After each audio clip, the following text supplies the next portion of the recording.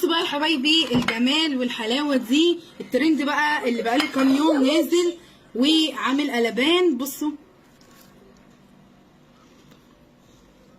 تعالوا بقى شوفوا الجمال والحلاوه، وعملنا كذا قالب مع بعض. تعالوا شوفوا عملت الجمال ده ازاي.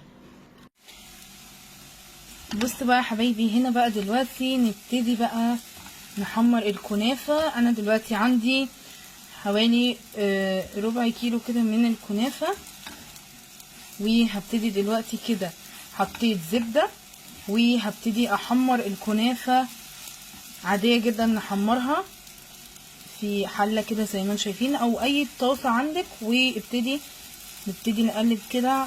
وعايزين الكنافه تبقى لون واحد، لون الفاتح والذهبي الجميل ده. نفضل نقلب كده لحد لما يدينا اللون اللي احنا عاوزينه.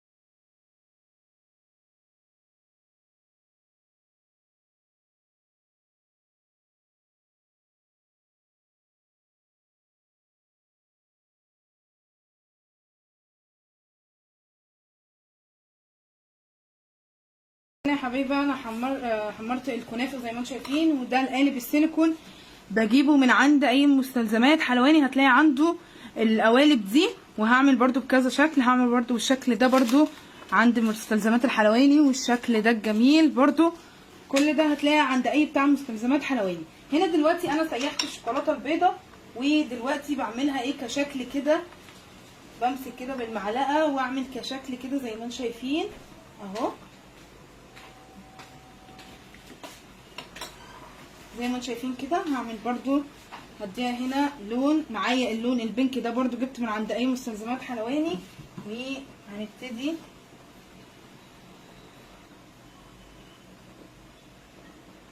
معانا هنا بقى. بصوا بعمل بالخله كده بعد ما حطيت اللون البينك ده او اللون الموف اهو، مدي على بينك اصلا اهو. بعمل كده بصوا شكل كده جميل. بصوا بقى هنا يا حبايبي دلوقتي سيحت برضو شوكولاته خام، لازم تكون شوكولاته خام، وسيحتها على بخار ميه. وببتدي بعد ما حطيت بقى اللون ببتدي احط كده الشوكولاته وبفردها كده على حسب القالب نفسه بالظبط زي ما انتم شايفين كده. وبقى ايه بعمل برضو من الجناب وكده وبظبطها. هعمل برضو بقيت برضو الكميه عشان تحت. بصوا بقى يا حبايبي دلوقتي زي ما انتم شايفين اهو، خبطتها كده خبطتين، وابتدي بقى ادخلها الفريزر. وهنا دلوقتي هعمل برضو الشكل الجديد عقبال ما ادخل دي الفريزر وتطلع. هنا عندي شكل تاني وهنعمل باللون اللي هو الفستق ده. بصوا احط كده نقطة بسيطة جدا. بصوا زي ما انتم شايفين كده بعمل اهو. بصوا كده. هنا برضو هحطها برضو ايه في التلاجة، وزي ما انتم هنا شايفين انا سبتها حوالي 5 دقايق بالظبط بس في الفريزر، واتمسكت اهو. بصوا زي ما انتم شايفين متماسكه اهي. بصوا مفيش اي حاجه خالص، متماسكه. بصوا هنا دلوقتي بقى الكنافه زي ما انتم شايفين هبتدي احط ايه صوص الفستق. انا طبعا مسيحه صوص الفستق زي ما انتم شايفين كده، شويه زيت وهتلاقيه سايح معاكي. هبتدي كده اقلب واشوف محتاجه ازود تاني صوص الفستق ولا ايه النظام.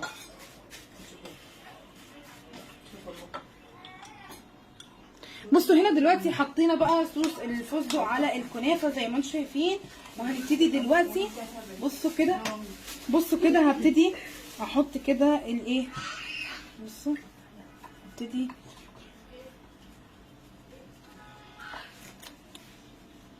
ايه.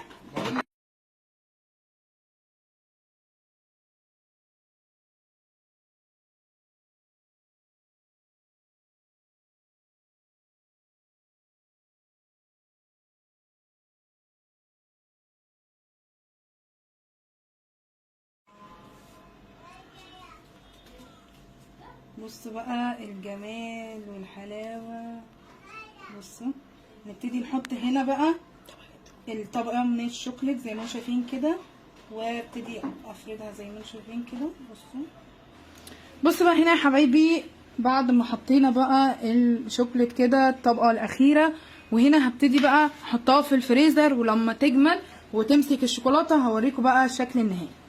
بصوا بقى يا جماعه الجمال، بصوا الجمال، بصوا واو. تعالوا بقى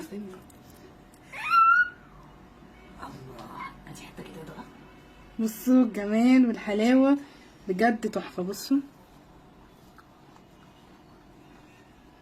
واو بجد.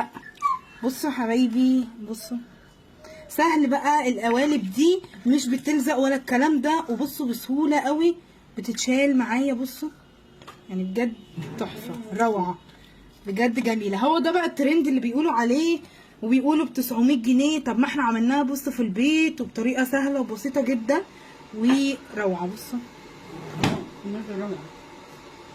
ده استنوا بقى نشوف بقى القوالب التانية برضو ما تطلع اوريكم برضو الجمال والحلاوه.